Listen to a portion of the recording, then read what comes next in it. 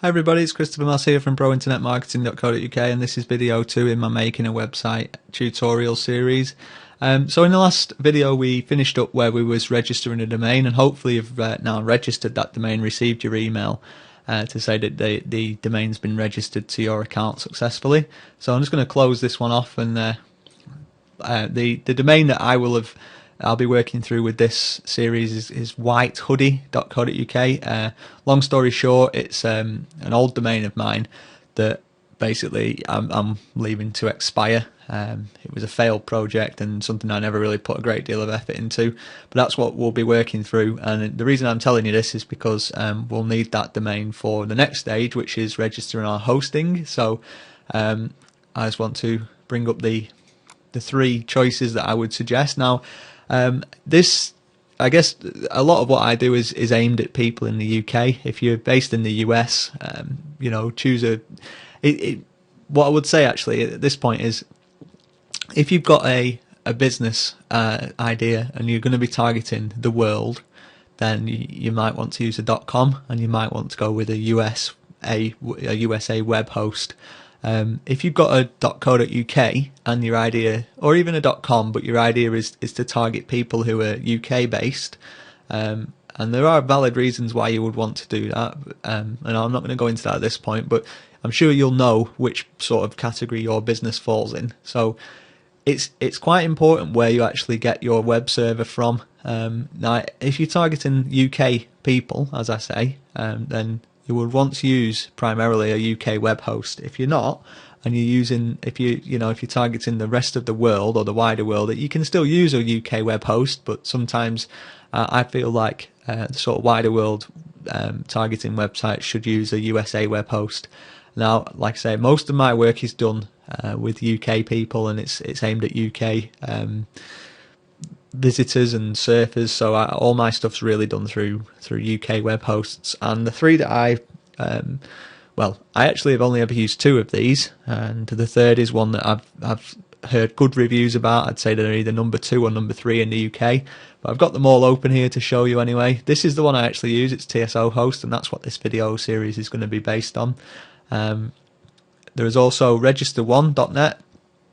I have used these in the past. I stopped using them, and I'll explain why in a minute, but they are great, so don't discount them. And you've also got VidaHost or VidaHost, not too sure which I would probably sign up for just because it's got Hot Girl on the front. But anyway, like I say, I've never actually used these, but I never heard of them at the time when I was last registering for a web host about a year ago. But yeah, these guys this is who I went with. This is who I was with before. The main reason I actually stopped was at the time I had about 30 or 40 UK domain. I had about 30 or 40 domains that I was trying to target UK people, and there was no real package on here that would have fit the need. All the packages were slightly more expensive based on the amount of domains that I wanted to host. But TSO Host have got this clustered hosting package where I can put up to 100 websites on, and it's $19.99 a month. There isn't, or there wasn't, and I've not checked this out since. Like I say, it was about a year ago.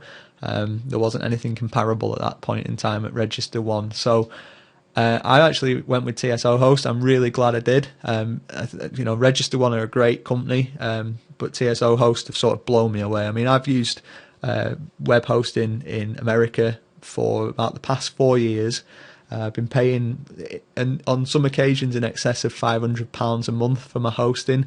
And to say that, if I log a ticket with those guys, in the past I could have been waiting up to like 2 or 3 hours to get a resolution, and you're talking less than a tenth of the cost, and we've got with TSO Host, and I'm getting ticket resolutions within 5 to 10 minutes on my support queries and stuff like that. Even pre-sales stuff or post-sales, these guys rock. And I generally do not hype a company up, but I definitely think these guys have got it, and should be used.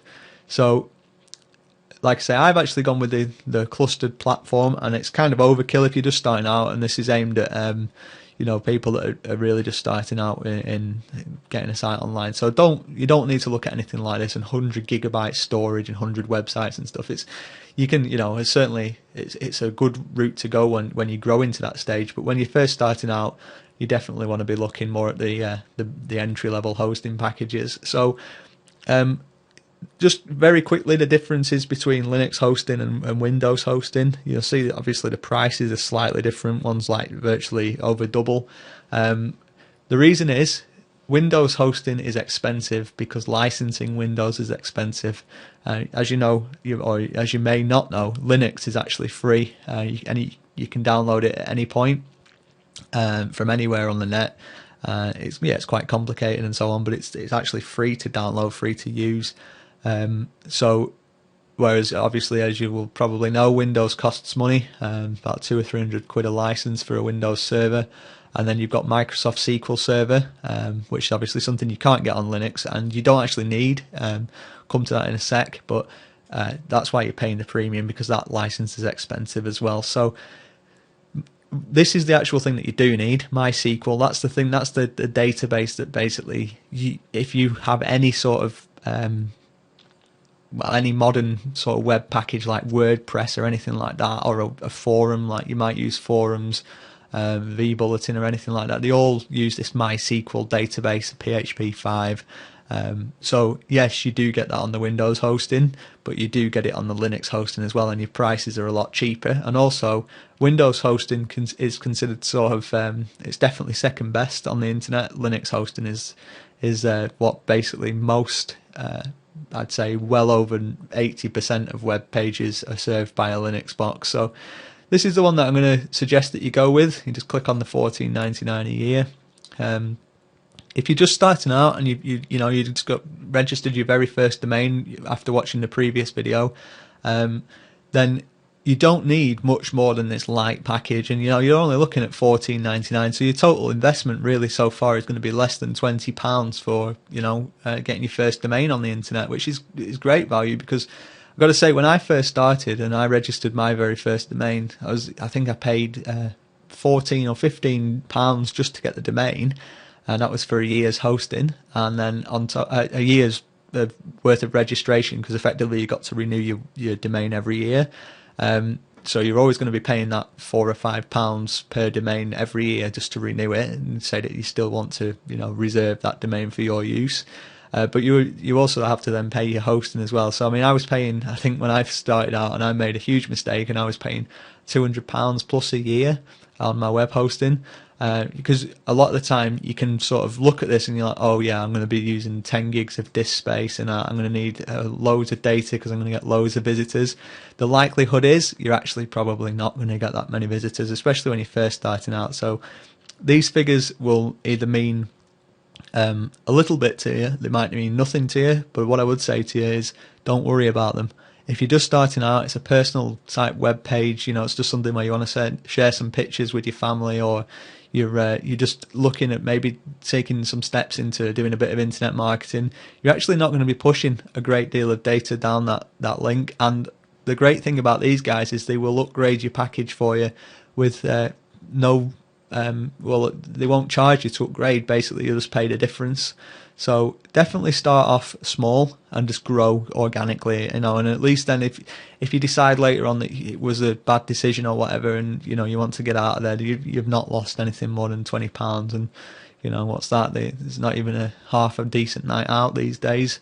So yes, you can get cheaper packages in the States. I think there's DreamHost, who I've heard terrible reviews about, but I think they do like $1.99 hosting or something a year. I do not recommend that you go with a company like that, but each to their own. This is who I recommend, and this is who the rest of the video series is going to be using. So at this stage, I would say you've got your domain, and then you need to get your hosting. So I like I say, at this stage, I'm going to say click on the order now and get yourself a web hosting package. Now the rest of this stuff here will probably mean very little to you, and don't worry about it because you don't need to know this stuff. But we'll discuss all of these, well, not all of the features, but the relevant features in detail, and I'll also show you, how to use the admin panel and stuff.